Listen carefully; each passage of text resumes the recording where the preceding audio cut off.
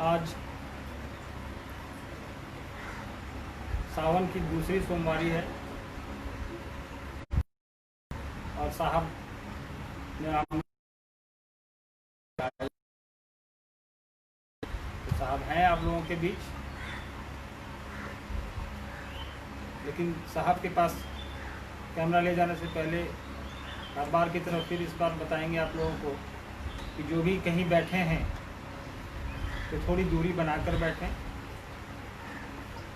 Mask लगाकर बैठें, और अगर पर्याप्त दूरी है 6 फीट कम से कम होनी चाहिए तो बहुत अच्छा है। एक जगह इकट्ठे ना हों।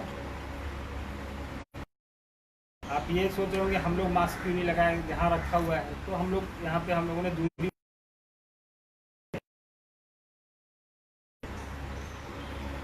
कुछ एक चीज़ जो आप लोगों से बताना चाह रहा हूँ, कुछ अभी मैं इधर लगातार सोशल मीडिया और यूट्यूब पे मैं देख रहा हूँ कि साहब का वीडियो बना करके लोग या पहले का कोई वीडियो एडिट करके कई बार आवाज़ बदल दे रहे हैं, लोग वॉइस ओवर कर दे रहे हैं, टाइटल बदल दे रहे हैं और यूट्यूब चैनलों पर डाल दे रहे हैं। तो उन लोगों से अनुरोध करेंगे कि ठीक है आप अभी डाल रहे हैं डालिए, लेकिन वीडियो से छेड़छाड़ नहीं करिए। वीडियो से छेड़छाड़ करेंगे तो कॉपीराइट एक्ट में और आईटी एक्ट में आप लोगों पर कार्रवाई हो सकती है। जो भी ये काम करते हैं वीडियो को एडिट करके डालने का या वॉइस ओवर करके डालने का, कई एक ऐसे चैनल हैं। और वैसे तो हम अनुरोध करेंगे कि आप लोग के बीच साहब खुद मुखातिब होते हैं, आपके पास अपना खुद का रिकॉर्डिंग होता है, तो वैसे किसी यूट्यूब चैनल को देखने की ज़रूरत नहीं है जो साहब का नहीं है। यही काफ़ी है आपके लिए, इसी की रिकॉर्डिंग आपके पास रहती है। पहले की भी कुछ रिकॉर्डिंग्स है हमारे पास जो हम लोग धीरे धीरे आपके बीच डालेंगे फेसबुक के माध्यम से, और बहुत जल्दी साहब का भी हम लोग प्रयास कर रहे हैं कि साहब का एक यूट्यूब चैनल बने। तो कोशिश हो रही है कि धीरे धीरे हम लोग वहाँ तक पहुँचेंगे, तो आप लोग ज़्यादा पुराने वीडियोज़ भी साहब के दीदी के देख पाएंगे और नए तो देख ही पाएंगे। चलिए फिर से एक बार आप लोग को शुभकामना देता हूँ सावन की। साहब हमारे आपके बीच हैं और हम चाहेंगे कि आप साहब की तरफ कैमरा ले जाएं। सभी को प्रणाम।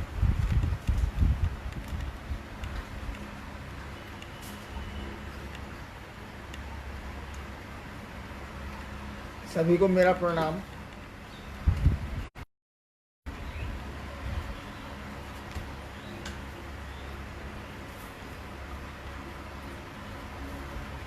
मैं आजकल थोड़ा चिंतित हूँ, शिव कार्य को लेकर नहीं, इस कोरोना के फैलाव को लेकर और लोगों में आई सुस्ती को लेकर।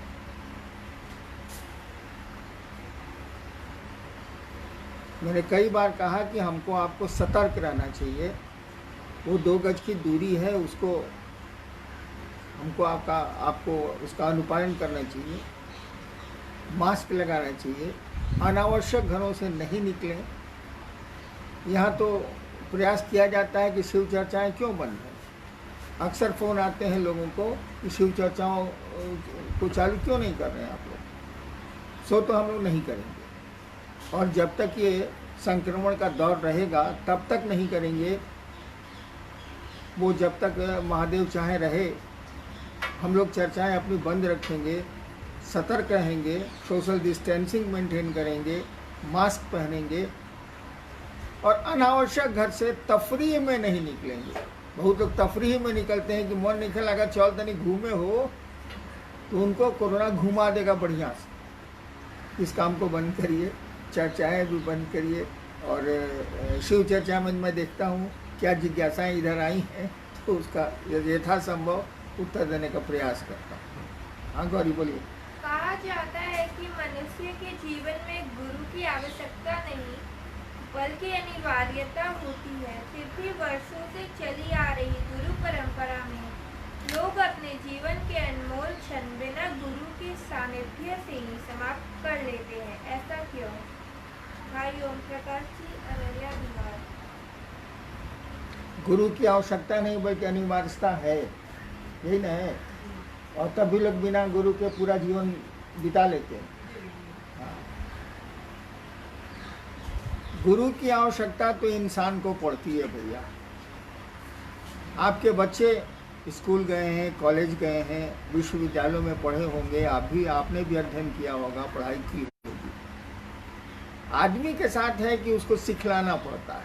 पिछली बार भी शायद मैंने कहा था कि जानवर के बच्चों को पैदा होता है और पानी में आप फेंक दीजिए तो वो कोशिश करता है पानी से निकल जाने की, और डूब नहीं पाता है। कम पानी रहेगा तो निकल जाएगा, और कुछ दिनों के बाद तो निकल ही जाता है वो। उसको सिखलाना नहीं पड़ता है स्विमिंग, तैरना। गाय बच्चा देती है, देखा होगा आपने। बछड़ा खुद उठ के अपनी माँ का दूध पीता है, उसको कोई उठा के पिलाता नहीं। तुरंत का बच्चा, नवजात शिशु खुद ही खड़ा होता है और वो दूध।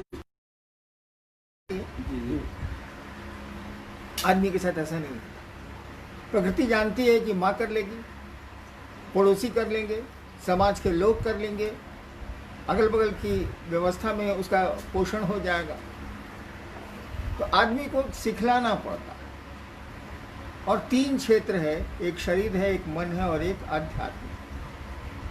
तीनों क्षेत्र में देखिएगा, बचपन से हम लोग बच्चों को ट्रेनिंग देते हैं, ये मत खाओ, ऐसे मत रहो, ठीक से रहो, हाथ मुंह धो के खाना खाओ। ये सब ट्रेनिंग देते हैं बच्चों को और बच्चे सीख लेते हैं। फिर शैक्षणिक का मामला हुआ, शिक्षा का क्षेत्र हुआ, वहाँ भी स्कूल में भेजने की व्यवस्था होती है। बच्चे नहीं चाहते हैं तब भी स्कूल उनको ज़बरदस्ती गार्जियंस भेजते हैं। और आध्यात्म का जहाँ तक क्षेत्र है, ये जीवन जहाँ से आया है और जीवन जहाँ को जाएगा। हम क्या हैं, आप क्या हैं? मैंने आपको पहले भी कई बार कहा है कि आप कौन है, इसका उत्तर आपके पास नहीं है। आप शरीर नहीं हैं, आप मन नहीं हैं, तो आप हैं कौन? क्या है कि मन, कभी कभी आप कह देते हैं कि आज मेरा मन नहीं है, हम बाजार नहीं जाए। इसका मन आप मन नहीं है। कभी कभी आप कहते हैं मेरी चप्पल टूट गई है, मैं कैसे जाऊं बाजार? तो चप्पल आप नहीं है। ठीक उसी तरह से मन भी आप नहीं है, क्योंकि आपका मन नहीं कर रहा, आप नहीं कर रहे। आप मन भी नहीं है, शरीर भी नहीं है, पूरे अंग बदल दिए जा रहे हैं चिकित्सा विज्ञान के द्वारा, मेडिकल साइंस के द्वारा। तो आप हैं कौन, हम हैं कौन? इस विधा को जानने का, इस विज्ञान को जानने को कहते हैं आध्यात्म। जो आत्मा का विज्ञान है, जो प्राण का विज्ञान है, उसको आध्यात्म बोलते हैं। इसका भी ज्ञान गुरु ही देंगे। लोग कहते हैं ना कि हमको सब कुछ तो मिला है, तो फिर हम काहे के लिए महादेव को गुरु माने या किसी अच्छे गुरु के पास जाएं? एक्चुअली आपको जितनी समझ है उतना में मिला है। जंगल के एक विद्यार्थी को, छोटे बालक को जो विद्यालय जा रहा है, आप उससे पूछिए, मैंने पूछा है, मैं वीडियो रहा हूँ जंगलों में, पूछिए उससे कि बहू आप पढ़ के क्या बनोगे? तो बोलेगा, मुझको जो उत्तर मिला, बोलेगा हम सर फॉरेस्ट गार्ड बनेंगे। काहे कि वो देखता है कि जब वन रक्षक आता है, फॉरेस्ट गार्ड आता है, तो उसको खाद दी जाती है, मक्खन और रोटी खिलाई जाती है, जंगलों में जो होता है। उस बच्चे को जरा पढ़ने दीजिए, तो उसको शैक्षणिक ज्ञान में आगे बढ़ने दीजिए। तो कॉलेज जाते जाते वो कहेगा मैं आईएएस बनूंगा, मैं आईपीएस बनूंगा, मैं डॉक्टर बनूंगा, मैं इंजीनियर बनूंगा। और छोटा सा बच्चा जो फॉरेस्ट गार्ड बनने की बात बोल रहा है बचपन में, अब उसकी बुद्धि, ज्ञान उसको आया है और वो ऊपर की बात कर रहा है, वो ऊंचाई की बात कर रहा है। तो गुरु भी यही करते हैं। तो गुरु की अनिवार्यता तो है ही। और कुछ तो लगता नहीं है शिव को गुरु मानने। और गुरुओं की बात तो मैं नहीं जानता, मैंने भी बहुत 20-21 गुरु माने हैं बचपन में। शिव को गुरु मानने में तो कुछ लगता ही नहीं है, मात्र आपकी सोच है, मात्र आपका चिंतन है। जैसे सोचते हैं आप कि उसको मित्र बनाएंगे और मित्रता हो जाती है। सोच को खाली भूलिए मत। आपने सोचा कि पड़ोसी से हम दोस्ती करेंगे, दोस्ती हो जाएगी, लेकिन दोस्ती को निभाइए तब ना दोस्ती। तो शिव को भी गुरु मानना बड़ा आसान है। मन ही मन सोच लिया कि आज से मेरे गुरु शिव है, महादेव। महादेव शिव में तो कोई अंतर है नहीं। जो मंदिरों में पूजा जाता है वही गुरु है। तब उनको गुरु मान लीजिए। और इस बात को भूलिए मत, बस वाली दोस्ती, ट्रेन वाली दोस्ती नहीं करिए कि रात भर की दोस्ती है और सुबह दोस्ती साफ। वो कहाँ गया, आप कहाँ गए, कोई मतलब नहीं है। और रात में तो खूब दोस्ती थी, बस से उतर उतर के चाय पी रहे थे 3-3 बार।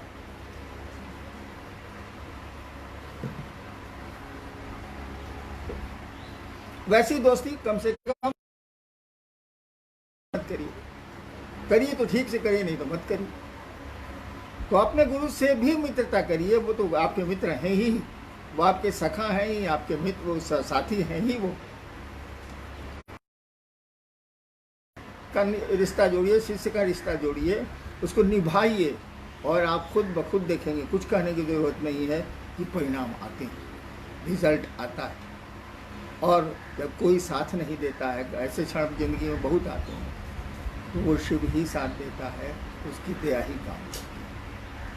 नेक्स्ट, पवन रजनी जी, नवादा, बिहार ने लिखा है, साधुता कहती है रहना नहीं देश वीराना है, तो फिर जागतिक सुखों के लिए इतनी भागदौड़ क्यों?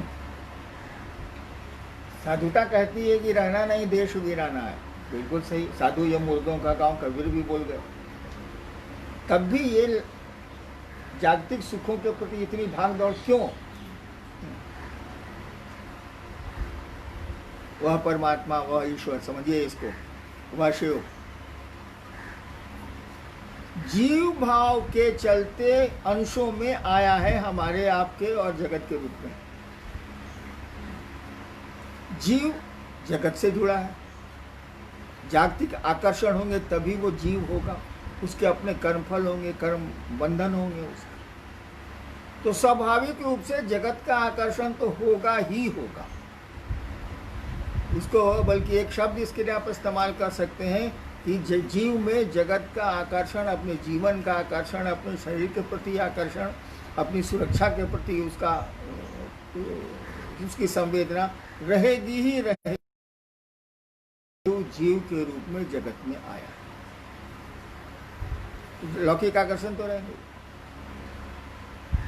इसी लौकिक आकर्षण में धीरे धीरे गुरु पारलौकिक आकर्षण पैदा करते हैं।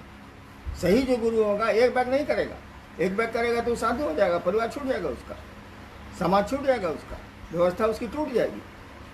गुरु धीरे धीरे धीरे धीरे उसी जीव भाव के में शिव भाव का अंकुरण करते हैं। सीड है हमारे आप में, शिव का अंश तो है ही, शिव भाव का अंकुरण करते हैं और तब धीरे धीरे लौकिक आकर्षण घटते हैं। एक आकर्षण जहाँ बढ़ेगा दूसरा आकर्षण घट जाएगा।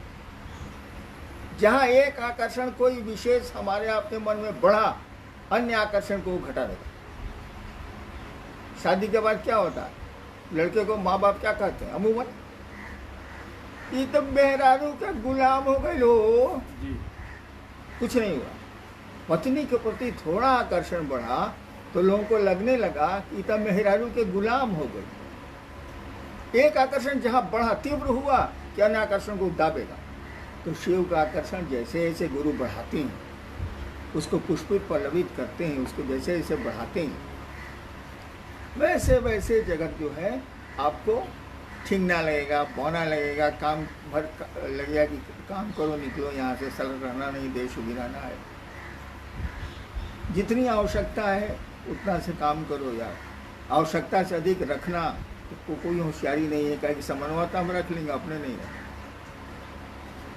जीव भाव रहेगा ही रहेगा, गुरु की शरण में शिव भाव के लिए जाना ही जाना होगा, और तब धीरे धीरे धरती की भागदौड़ घटेगी, अन्यथा हाय हाय रहेगा।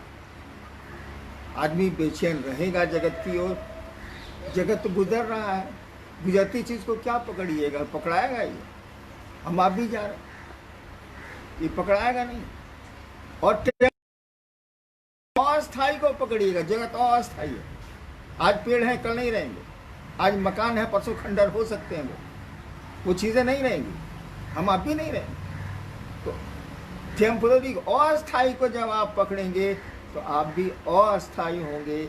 जब अस्थाई को पकड़ेंगे, ध्रुव को पकड़ेंगे, जब ईश्वर को पकड़ेंगे, शिव को पकड़ेंगे, तो आपका भी जीवन अस्थाई होगा। अभी आपने कोट कर दिया कबीर साहब को, रहना नहीं देश वीराना है, वो आदमी शरीर में नहीं है। ये हमारे आपके लिए नहीं मरा।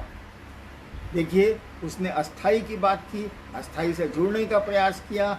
आज भी वो अस्थाई है, शरीर में रहना नहीं रहना कोई मानी रखता नहीं है। वो आज भी हमारे आपके बीच में है। आप उसको कोट कर रहे हैं, हमने कोट किया, साधु ये मुर्गों का गांव, उन्हीं की लाइन। नेक्स्ट।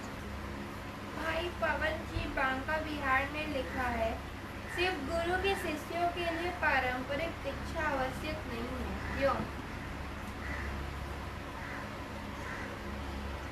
शिव शिष्यों के लिए पारंपरिक दीक्षा आवश्यक नहीं है, क्यों? दीक्षा का मानी क्या होता है? दीक्ष शब्द का अर्थ क्या होता है? अंग्रेजी में बड़ा सुंदर इसका अर्थ है, शब्द भी इसके बड़े अच्छे अंग्रेजी में। इनिशिएशन, दीक्षा की अंग्रेजी होती है initiation, to initiate, to start.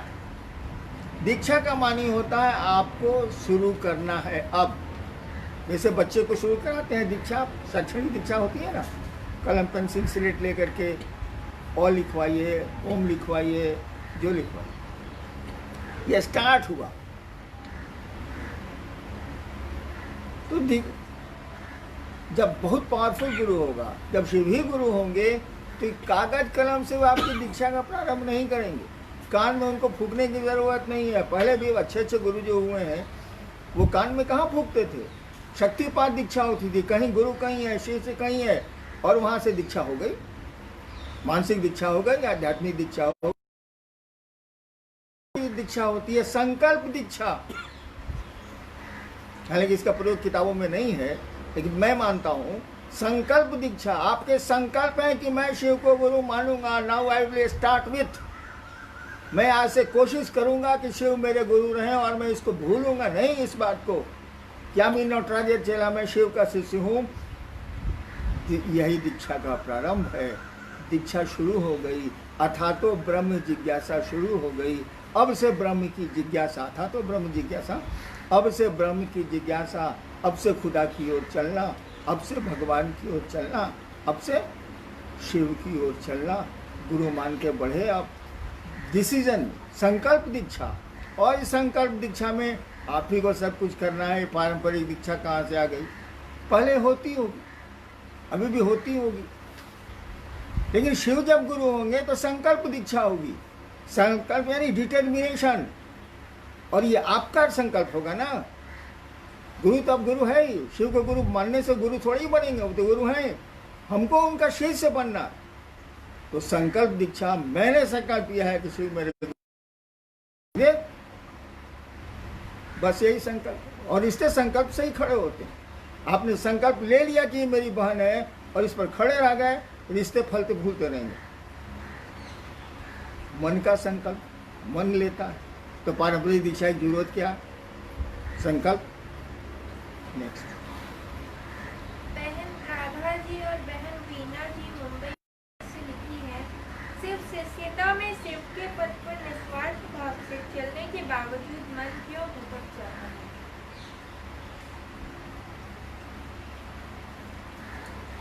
निस्वार्थ भाव से शिव शिष्यता में चलने के बावजूद मन क्यों भटक जाता है, ये ना जी?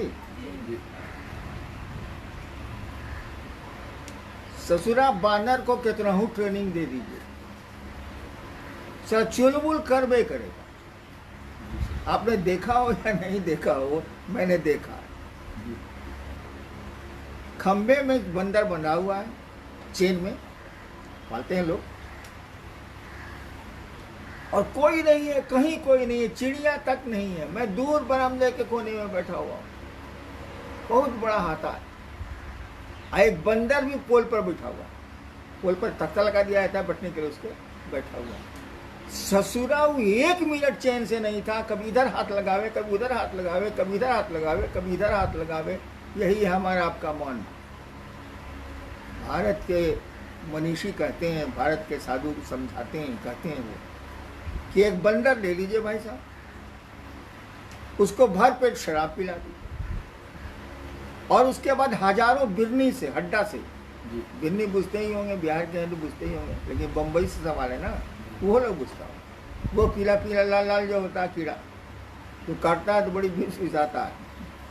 1-2 हजार बिरनी से उस बंदर को कटवा दीजिए, तब बंदर जैसा करेगा भर पेट शराब पीने के बाद, बिरनी से कटवाने के बाद, वैसा होता है आदमी का मन। आदमी के मन की का उदाहरण उपनिषद ऐसा ही देती है। तो आप कह रहे हैं कि मोहन महादेव की ओर चल रहे हैं तब वो बहू आ रहा है, साला बहू वही पे करेगा। इसको कहीं फंसाइए, महादेव से टांका इसका फंसेगा यानी जुड़ेगा तब ही शांत होगा। वो भी हलचल करेगा ही, चुलबुल करवे करेगा ही। इसलिए घबराइए नहीं, शिव से जुड़ने का प्रयास करिए। धीरे धीरे ये एक बग्घा हो जाएगा, शिव की ओर ही चलेगा, शांत हो जाएगा। नेक्स्ट। भाई कमलेश जी दरभंगा बिहार से लिखे हैं, सिर्फ शिष्यता का मुखौटा पहनकर भी व्यक्ति मूल उद्देश्य से वंचित क्यों है? जिस भाई ने सवाल पूछा है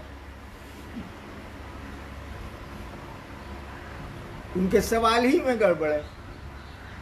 शिव शिष्यता का मुखौटा पहन के, आदमी है बंदर का मुखौटा पहन लीजिए तो क्या होगा? बंदर के लक्षण तो आएंगे नहीं, जितना देर दिखाना है बंदर ऐसा दिखाइए, लेकिन मूलता तो नहीं आएंगे। बंदर है, आदमी का मुखौटा पहना दी तो कुछ देर तो नौटंकी कर सकता है आदमी की, फिर तो बंदर है। तो जब कोई शिव शिष्य होके मुखौटा ही पहन लिया, शिव शिष्यता का नहीं होके शिव मुखौटा पहन लिया, यानी ड्रामा कर रहा है वो, तब तो गड़बड़ी होगी ही होगी। काहे कि आप दुनिया को उल्लू बना सकते हैं, हम आपको उल्लू बना सकते हैं, शिव को उल्लू नहीं बना सकते, अपने आप को उल्लू नहीं बना सकते, जनता को बना सकते हैं, अपने आप को नहीं बना सकते। मुखौटा नहीं, सही में शिव शिष्य बनिए, मुखौटा उतारिए अगर पहनते हैं तो, या जो भी पहनते हो, शिव शिष्य का मुखौटा उतारिए और शिव शिष्य बनिए। मुखौटा देर देर नहीं चलेगा। हमने जीवन में बहुत देखा है, आसमान के लोगों को भी देखा है, ये मुखौटा पहनते हैं ठगने के लिए, लेकिन एक दिन तो पोल खुली ही जाती है। और जब रंगा सियार बनिएगा तो रंगवा कितना देर रहेगा, उतर जाएगा भाई जी। नेक्स्ट। भाई अमर जी मुजफ्फरपुर ने लिखा है, त्रिपुंड क्या है जो लोग माथे पर तिलक के रूप में लगाते हैं? त्रिपुंड क्या है? वो ऐसे गिरा हुआ कि ऐसे खड़ा?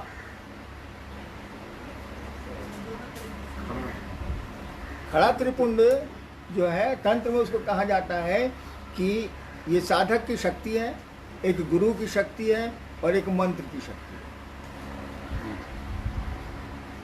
साधक की शक्ति है, जो लगाए हुए उसकी शक्ति है आध्यात्मिक। दूसरी जिस मंत्र, जो मंत्र उसका प्राण मंत्र है, जो इष्ट मंत्र है उसका, उसकी शक्ति है। और तीसरी उस मंत्र के देवता की शक्ति, इसी को त्रिपुंड बोलते हैं। 108 से जुड़ा हुआ है ये, 108 111 हो जाता है, वही 111 है। चलो। भाई राम प्रवेश जी काठमांडू नेपाल लिखे हैं, क्या शिव को गुरु मानकर सभी शिव शिष्य हो गए हैं? क्योंकि शिष्यता तो अब हमारे व्यवहार में प्रतीत ही नहीं होती। सवाल कहाँ है इसमें? शिव को गुरु मान के क्या सभी शिव शिष्य हो गए हैं? किंतु शिव शिष्यता हमारे व्यवहार से दिखती ही नहीं। सवाल कहाँ हुआ? बिल्कुल सही बात है। शिव को गुरु मान लिया तो अब शिव शिष्य हो गए। आपा किसी को बहन मान लिया, किसी को भाई मान लिया, किसी को बेटा मान लिया, तो अब आप हो गए, भाई हो गए आप। अब बेटवा भूखे मर रहा है, रसगुल्ला बाप चाप रहा है, और कहता बहू तू हमार बेटा हवा नहीं। हम देखा है, एक आदमी हमको बेटा बेटा कहता था, गाड़ी में बैठा हुआ था, नाम नहीं बताएंगे, बड़ी लोग मारेगा। साला अंगूर खरीदा, हम उसमें कॉलेज में पढ़ते थे, पटना कॉलेज में, लॉ कॉलेज में। अंगूर खरीदा 1 किलो, गाड़ी लंबा सफर था, 1 किलो खा गया। हम बगल में बैठे थे, साले 1 अंगूर के लिए नहीं पूछा। हाँ, और आप लोग जितना आदमी बैठे हैं सब उस आदमी को जानते हैं। अभी मरा नहीं है, जिंदा है, मरने वाला है जी। तो देखिए, ये बेटा बेटा कह के तो आप बाप नहीं बन गए, आपके आचरण में नहीं आया, आपके भाव में वो बेटा नहीं है। यानी बेटा शब्दों में है, संबोधन में है, संबंध में नहीं है। शिव गुरु संबोधन में है, शिव गुरु शब्दों में है, संबंध में नहीं है। संबंध होंगे तो संवेदनाएं होंगी, और जब संवेदनाएं होंगी तो आचरण में आ जाएगा। कहा जाता है प्रीत छुपे ना पीठ दिखाए। अगर किसी से आपको प्रेम है, उसकी ओर पीठ करके भी बैठे हैं तो लोग कह देगा ये दोनों आपस में मोहब्बत करता है, दोनों आपस में प्रेम करता है, तब वो देखो पीठ घुमा के बैठा हुआ है। प्रीत छुपे ना पीठ घुमाए। अगर शिव से आपको शिष्यता का संबंध है, प्रेम का संबंध है, ये संबंध है, तो आपके आचरण में आएगा। ड्रामा आप धीरे धीरे बंद करने लगेंगे, नौटंकियां बंद होने लगेंगी जगत की, और शिव भाव आप में उतरने लगेगा। आप साधु नजर आने लगेंगे, लोगों को साधुता आप में आने लगेगी। शिव परम साधु हैं, उस साधुता की पराकाष्ठा है। साधुता आप में आने लगेगी धीरे धीरे, जगत का आकर्षण घटने लगेगा, व्यवहार में साफ पता चल जाएगा कि शिव शिष्य है ये। हाय हाय नहीं करेगा, जानता है कि जितना से पेट भर जाए उतना ही ठीक है। कि मुर्गा मटन खाने के लिए मार नहीं करेगा। भात मिल गया, चोखा मिल गया, खा लिया, निश्चिंत है वो। चलिए नेक्स्ट। भाई राजकुमार जी बक्सर बिहार ने लिखा है, साहब है कि एक साथ दो गाड़ी की सवारी नहीं हो सकती। नमः शिवाय से मानसिक नमन माला से करने के क्रम में श्वास प्रश्वास पर नमः शिवाय चढ़ ही जाता है। डर लगता है कि कहीं दो गाड़ी की सवारी तो नहीं हो रही मुझसे। चल जाता है तो और अच्छी बात है, चलने दीजिए। अरे सांस प्रश्वास पर नमः शिवाय का जप और माला पे नमः शिवाय का जप। हमने कहा कि भैया एक बार रिक्शा, एक बार कार पर दो टांग मत रखो, या तो माला कर लो तब नमः शिवाय करो सांस पर, या पहले नमः शिवाय कर लो तब माला पर 108 बार करो। तो सांस पर नमः शिवाय आपका चलने लगता है जब आप रुद्राक्ष की 108 माला पर मंत्रों का मनन करते हैं। जब चलने दीजिए, उसे क्या आएगा? वो तो खाना भी खाएगा तो चलेगा, लेटरिन भी जाइएगा तो नमः शिवाय सांस पर चलेगा। तो लेटरिन महाबूर्बक हो भाई। नेक्स्ट। भाई परमेश्वर जी सहरसा ने लिखा है, साहब का स्वास्थ्य कैसा है? जीवात्मा से जुड़ी प्रत्यक्ष अप्रत्यक्ष स्थितियाँ एवं माध्यमिक शिष्य भाव में प्रतिष्ठित मनुष्य आत्मा को शिव गुरु की दया के वसात शिवोन्मुख करने लगते हैं। मेरी प्रार्थना है, शिष्य भाव में प्रतिष्ठित मनुष्य आत्मा का तात्पर्य क्या है? साथ ही हम सबों के माध्यम स्वयं साहब श्री हैं। फिर हम लोगों से कहाँ गलती हो रही है कि हम लोग शिष्य भाव में प्रतिष्ठित नहीं हो पा रहे हैं? दया करने की कृपा की जाए। पहले तो भूल ये हुई कि माध्यम साहब हैं, तब हम लोग शिष्य भाव में, शिव भाव में, शिष्य भाव में प्रतिष्ठित नहीं हो रहे हैं। ससुरा हमको मार्गदर्शक मानेगा तो गुरु के प्रति, शिव के प्रति मार्गदर्शक, ये भाव कहाँ से आवेगा? गजब वाले गाय इसका बैलो आपको मैया नजर आवेगा। गजब वाले, वो अलग चीज है, वो अलग चीज है। आप शिव शिष्य हैं तो शिव को क्यों ना तो भाव दीजिएगा, उनको ना मार्गदर्शक मानिएगा, उनको ना रास्ता बताने वाला मानिएगा। हैरान कहाँ है? मैंने तो कहा कि भैया मैं हूँ, अगुआ हूँ, ब्याह कराने वाला। ब्याह हो गया, अगुआ अपने घरे बैठा हुआ, बैठा ही हुआ घर पर। आप अपना पत्नी के साथ इत्मीनान से हैं, शादी हो गई है। आपको मैंने शिव गुरु का रास्ता बताया, 3 सूत्र दिए कि जुड़िए आप। अब हमने पीछे काहे पड़ रहे हैं भाई साहब?